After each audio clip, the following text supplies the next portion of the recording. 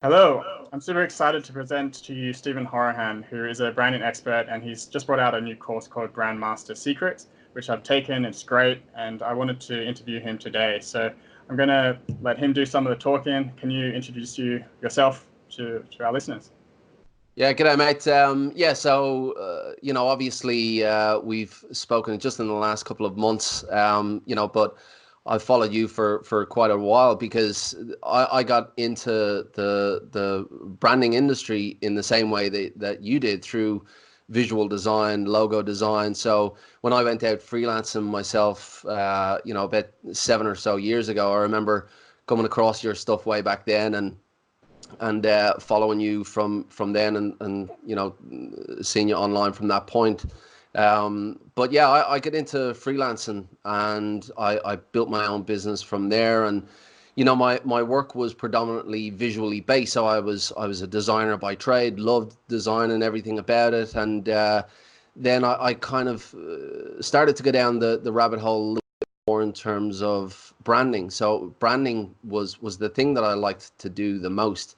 And yeah, I really started to get a little bit more into branding, and I started then to go beyond just the visual. So that really did pique my interest, and that kind of started me down this rabbit hole, as I said, of just studying brand strategy and learning more and more and more.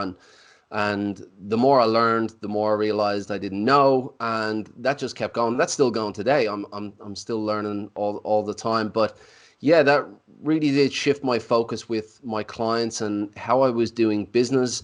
I went from offering design services, logos, brochures, websites, and all of that to shifting my focus more towards brand strategy and helping my clients with their problems, and solving those problems through strategy, and obviously still including the design work on the back of that, which were the deliverables. But definitely my focus really did shift towards brand strategy. So today I've got a successful branding agency that I run, and I also have a business teaching designers how to become brand strategists called Brand Master Academy.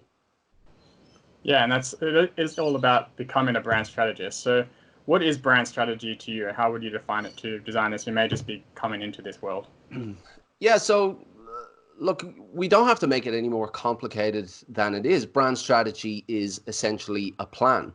So no matter what goals we want to achieve in life, whether we want to, win a game of football or we want to get to a destination on a road trip, if we have a plan in place, we're much better placed to achieve whatever goal that we have. And if we don't have a plan, then chances are we're going to trip up along the way, or we're not going to know where we're going, or we might not get to that destination. So first and foremost, a brand strategy is a plan for a brand. You need to not just develop a brand so it looks good. You need to know what that brand wants to achieve, who it wants to appeal to, and what way it wants to appeal to those people. So it really is a huge part of branding, beyond just the visuals, putting in place that plan and making sure all elements are considered when developing that plan, so the brand has the best possible chance of making it to that destination. But beyond just a plan, a brand strategy is a lot more than that today, because brands are really expected to have more of an element to them than just this company element, this corporate image. And that's what brands used to do back in the 80s and the early 90s. They had this corporate image, and they spoke in a corporate voice. But today consumers are so different. I mean, you think about the brands that you have a connection with today and how they speak with you. They don't speak like companies used to speak. They speak on a human level. They have personality. They know exactly what they want to say. They know exactly how to say it to you, so that they're speaking in your voice in a tone that feels familiar. All of these things that brands do today, that modern brands do today, they're not by chance. They're developed within the strategy, and a brand strategist sits down and works out who this brand is trying to appeal to and the best way for them to appeal to that audience. So it really is becoming more than just a plan today. This brand strategy is developing out that human brand. It's giving birth to this human brand that then goes on to develop characteristics and connects on a human level. So it's the majority of a brand. I would say it's about 90% of a brand. The visuals are probably only about 10%, and everything else is the brand strategy. That's about 90%. So that's what I'd say a brand strategy is, the majority of a brand. Yeah, and I didn't even realize this when I was doing branding. I've been doing that for about 15 years, and then you do go down that rabbit hole and you find out that branding is so much deeper. And that's why I really put so much effort into learning brand strategy. And I'd like you to talk about like why designers need to evolve and learn about brand strategy and how they can actually do this. Yeah. So, well, why should they evolve? Well, I mean, I think anybody in the design world can kind of see what's going on. And I mean, I certainly noticed the change in the design world probably about, I would say around about 5 years ago. And that just coincided with what I was already doing with brand strategy. I was already very, very curious about brand strategy, and I had learned a lot at this stage, but I really started to notice a shift in the market. And when I was providing services to my clients within branding and providing design services, I used to have a lot of referrals, and all of my business, all of the business that I had, and I made a pretty decent living doing design work, providing brand design services. And as I said, they used to just come to me through referrals, and I didn't really have to do too much work. But then, you had a lot of changes going on in the market. You had Odesk come out, which turned into Upwork, I think, and you had freelancer.com, or I'm not sure, one of those was named differently. And yeah, you had all of these online marketplaces, which just opened up the world to all different levels of designers from all different parts of the world, which on the face of it is great, but that had a really big impact on the design industry, because the referrals that I would get previously through my clients recommending me, etc., instead of just coming and paying the rates that I was charging, they'd jump online and they'd find work that was cheaper. And then you also had software coming out like Canva, where they could go and do it themselves. And you had unlimited design services where you just paid a fee and you got unlimited design services. So you had all of these other cheaper options, and it became a lot harder for me to justify the prices that I was charging. Now, I did.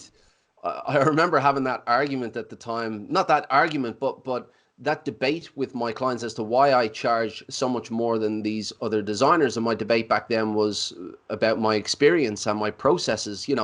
I didn't just bash together logos without putting, real thought behind their business and who they wanted to engage.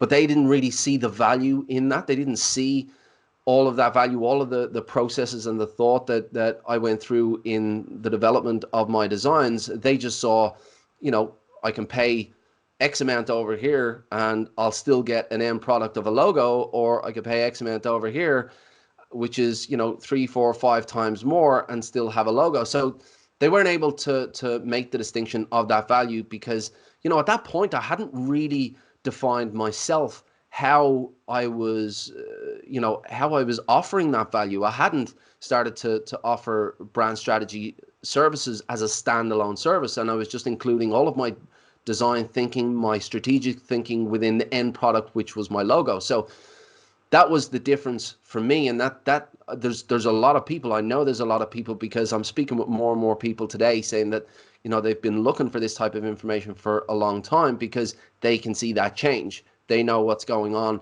and, they're getting squeezed on price, and they're getting their clients saying to them, I can go and get this done cheaper on freelancer.com or on upwork.com. So the big differentiator there is the value in which, this creative thinking that, established designers do behind the scenes, and presenting that value to their clients, and really showing what the value is there. So that is really why designers today need to evolve. If designers are providing branding services, they're going to see what's going on in the marketplace. They can see exactly what I'm talking about right now, and they know, because a lot of them have probably started to go down that rabbit hole of what is brand strategy, and they need to evolve because the market today is a lot different to how it was 3 years ago, and it's going to be a lot different in 5 years time or even 10 years time. So anybody in branding now needs to ask themselves,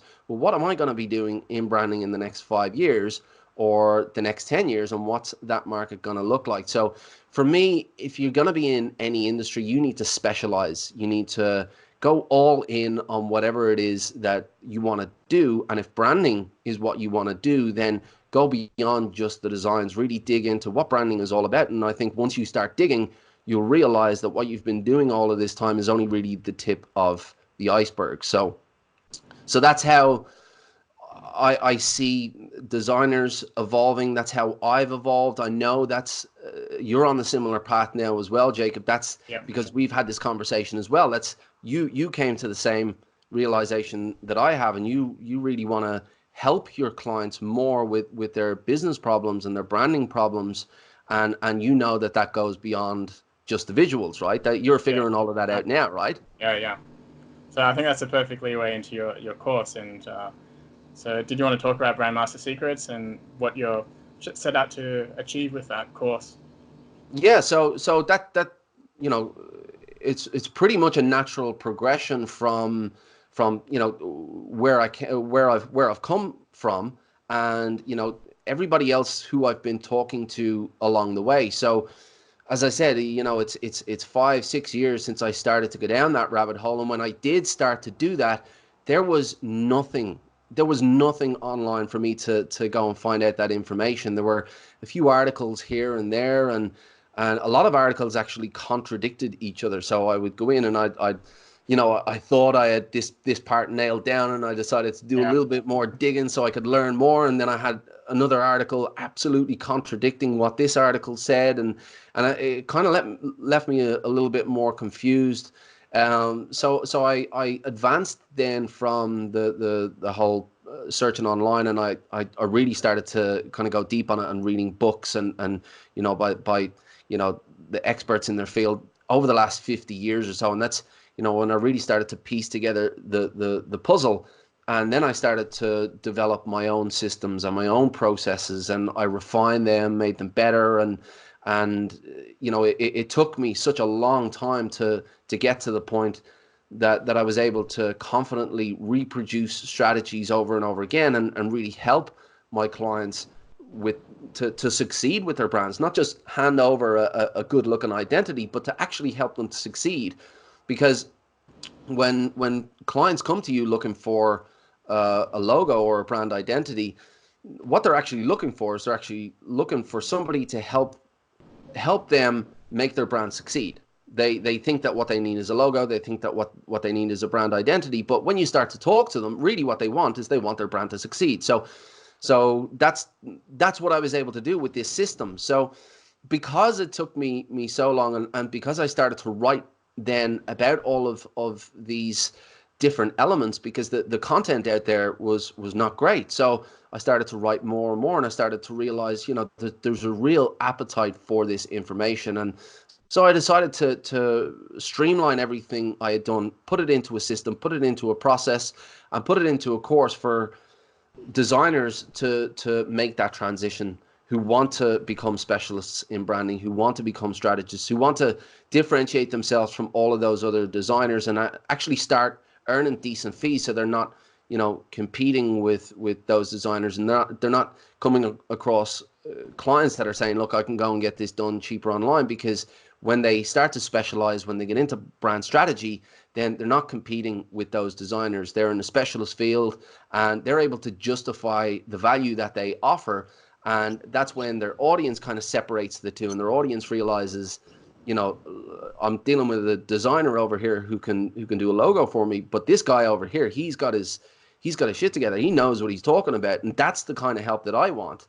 So that's when you're able to separate from the design world, and you're able to separate your fees as well. You're able to charge a lot more. The more comfortable you get developing strategies, the more comfortable you get talking to your clients, and the feedback that you get from your clients as well, with them actually thanking you now for helping them with their business as opposed to trying to squeeze you on price. That's when you get more comfortable and you can start charging those higher fees. So that's what I decided to do with this course, was to, give designers that bridge, because I know there's a lot going down this rabbit hole that you went down, that I went down, that many other designers before me have gone down, and most of them have hit dead ends because, as I said, a lot of those articles were contradictory. There was no real framework in place, no real actionable techniques or processes or systems that I could take in and apply.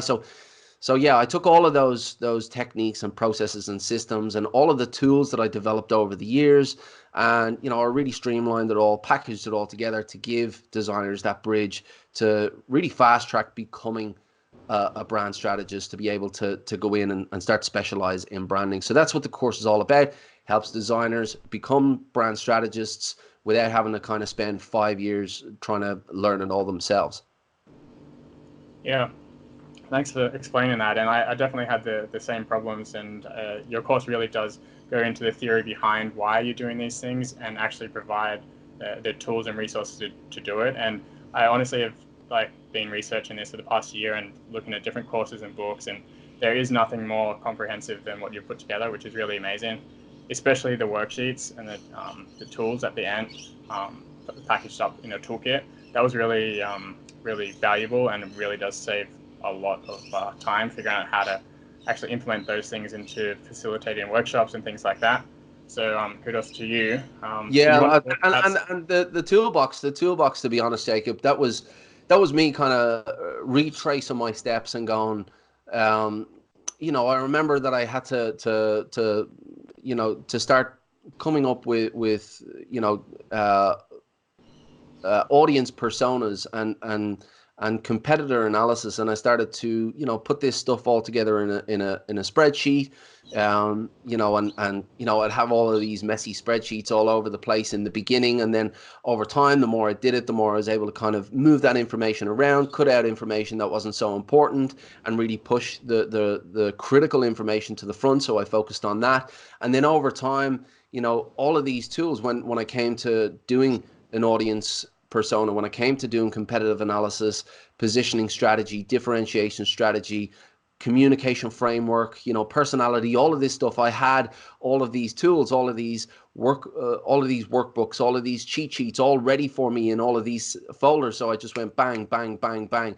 And, when I first started doing that, it was all over the place. It was taking me so long just to do one strategy. But over time, I refined that, and the worksheets and the cheat sheets and the templates, the tools, they were my saving grace. It removed so much of the legwork. It removed so much of the thinking and and it was just, it just led me from one step to the next till it became second nature. And today, I still use the exact same tools that I'm giving away within the course, within the toolbox. I've they're just perfect for me because I'm so in sync with them. I just open them up, bang, bang, bang, bang, bang, and yeah, that's how the course developed into how it is. It's me retracing my steps of what I did and what I did and what I came across, what I needed, what I didn't need, and then just chopping out the stuff that I didn't need and really refining that down. So Yeah, it's really powerful, and I'm still adapting some of those things, figuring out what works with my flow, and I think that's really what it comes down to is systems and making it right for you. I know a question I get a lot is, what is the end deliverable for a brand strategy? And I know you have the master playbook at the end. So did you want to talk about what you kind of deliver at the end and what the end thing looks like? yeah, so the playbook itself is actually a step-by-step guide. So the playbook is not the deliverable. The deliverable is the brand master guide. So the brand master guide. So we've all done, we've all done brand style guides before, and the style guide gives you, the rules around what you can do with the logo, what you can do with the typography, what you shouldn't do, etc. But again, when you hand that over to a client, you know, they have a book which tells them, you know, what they can and can't do with their visual assets. And to be honest, they're not really going to be doing anything with their visual assets anyway, other than what you give to them. You know, so that book to me didn't really help them. So this end book that you give them, the Brand Master Guide, hands over a strategy that acts as a guide for them to go out into the marketplace and communicate their brand. Now, if this is a small business, they're going to be able to take this book and go out and use it. They're going to be able to open it up and use it when posting on social media, or when creating content, creating a blog post, creating a video, creating an advertisement, because in this brand book is their rules. It's exactly what they want their audience to understand about their brand, broken down into frameworks and systems.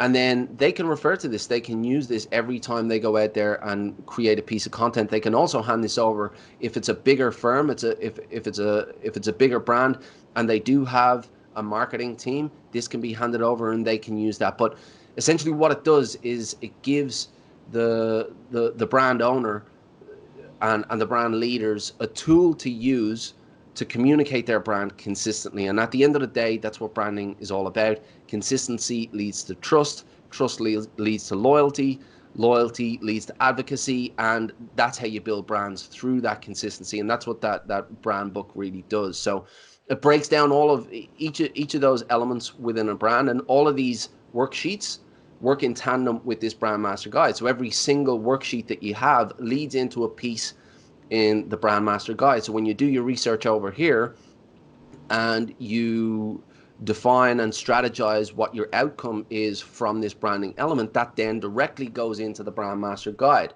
So the Brand Master Playbook walks you through each and every one of these steps, and then you simply go through each step. You take out the deliverable, you put it into the Brand Master Guide. At the end, when you do your brand identity design, then you style this brand book in the brand identity design, and that's what you hand over to your client at the end. And the value that they get from that Brand Master Playbook, or from that Brand Master Guide, is immeasurable. They have something then that they can use. They can, you know, they can go out into the marketplace by themselves if they want, and they have a tool now that they can go, okay, well, I'm doing a social post today.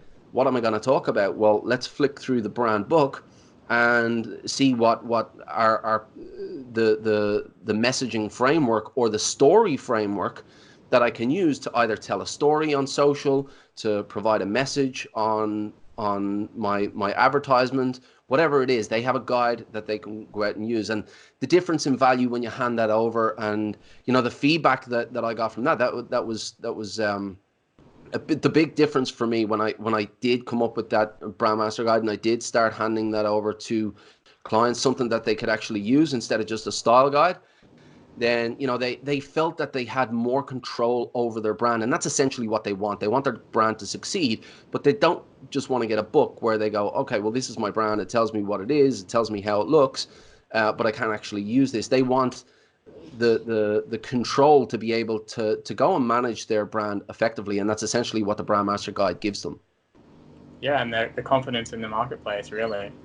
Yeah, and that transcends, if you know your stuff as a brand strategist, then part of the onboarding process, and I go through this in the course as well, part of the sales process, and I don't know about you, but me personally, I don't like hard sales tactics, you know, sales over the phone and telling them that they need this. So that was part of my progression as well. When now I have, you know, this great product, but I'm charging higher fees. How do I get those clients? So that my strategy progressed on the sales side of things as well, and it became more of an educational process rather than a sales process. And there is, again, a step-by-step guide for this as well. How do you go about educating your clients into educating your prospects into a client? And that's essentially what you do. You teach your clients the value of brand strategy, so that by the end of that educational process, they know that, yes, they can go and get a logo cheaper, but they know now what a brand really is. And they know that if they go and get a logo cheaper, then they're not giving the best for their brand. So if, as a strategist, you have that confidence, to deliver the education, and that's what I teach in the course as well. Yes, it's about the core material, but it's also about how do I transition from a graphic designer to a brand strategist? How do I get that confidence to start talking about brand strategy? And I go through all of that in the course. But when you do arrive at that point, then you're educating your clients into what brand strategy actually is. So by the end of the process, yes, they have their brand master guide, and they have a tool that gives them the control to go out and express that brand, but they also have the confidence and the understanding of what a brand actually is. So they have that understanding to go along with the brand master guide. So they're going out into the market. They know what to do. They know what their brand needs to achieve. They have a guide in which to go out and achieve that. And yeah, as I said, they're just so much better place to be able to go out and make a success of their brand through this brand master guide, and through the understanding that as a strategist you give them through the education and the process that you take them on. Yeah, that you said it so well, really. So to summarize, like, what would be your biggest tip for a designer that wants to turn into a brand strategist? Well, I think it's less than a tip. It's more of a decision. Yeah, So, yeah, that's you know, a great way to put it. Yeah. if you either want to become a specialist in your field or you don't. Now, for me, I did love design, and I'd spend all day on Illustrator or Photoshop with my coffee and my loud music, and that would be a perfect day to me. And when I did start to go down the brand strategy road, I was kind of deferring from what I loved to do, but I had this curiosity. I was like, yeah, look, if I'm going to be in branding, then if there's something that I don't know about branding, that's going to gnaw away at me. So that's where the curiosity, that's where my journey started. So the the key for anybody thinking about this is, what's your end goal in what you do? Like, what do you want to become? If you're going to be in branding, if branding is your career, where's that career going? Where are you going to be in 5 years? Where are you going to be in 10 years? Are you still going to be designing logos? And if you're going to make that decision because that's what you love to do, you love to sit there on Illustrator, you love to sit there with the loud music, and that's what you want to do, then great. But if you want to specialize, if you want to go down that rabbit hole, if you want to become an expert in your field, then you're gonna have to commit to it. At some stage, you're gonna have to, you know, think about where you're going to be in 10 years and go, well, this is what I want to be doing in 10 years. And if I'm going to get there, this is what I need to do. So really the tip for me would be to define whether or not you do want to go down that road. If you do want to become a specialist, if you do want to become a branding specialist, and if you do, then commit to it, and go all in and leave no stone unturned, so that there's nothing about branding that you don't know, so that when you do sit down with your clients, and this is the big key here, and you start talking about branding to your clients, they you have this immediate trust from them because you've got conviction in what you do, and you'll have conviction in what you do because you've become obsessed with learning about it. You become obsessed about branding. You've left no stone unturned, and they can ask you anything, and you'll be able to be on it straight away. And that level of conviction, again, that really leads to trust, and that's not just part of the branding process, it's part of the sales process as well. When it comes to branding services, if you're able to really give them the feeling that you're able to help them with their business, to help their business succeed, help them with their brand, then they're far more likely to go, yeah, I need this guy, I need this girl. Their fees are a lot more expensive, but I know the end result over here is going to be worth every penny. So yeah, if you want to be in branding long term, then specialize, go all in on it, become an expert, so that when you start to talk to people about what you do, and they say, what do you do, and you go down the conversation of branding, then you know your stuff, and you've got that conviction. So that would be my advice to anyone in graphic design, anyone in branding who is still just providing design services, but really do want to specialize and become an expert in what they do. Well, you heard it. Yeah, just make a decision. It's up to you. Well, thank you so much for talking about your course and how you got into it and all of that. I really did enjoy it. So appreciate your time. Thanks, mate. Yeah, and again, mate, I appreciate you because as I said, 7, 8 years ago when I was getting into freelance and I was looking for tips and techniques on how to design logos better, how to use typography better, how to use color palettes better, then I was going to your stuff and checking your stuff out. So Yeah. thank you as well. Cheers. It goes full circle. Exactly. Thanks, mate. Cool. See ya.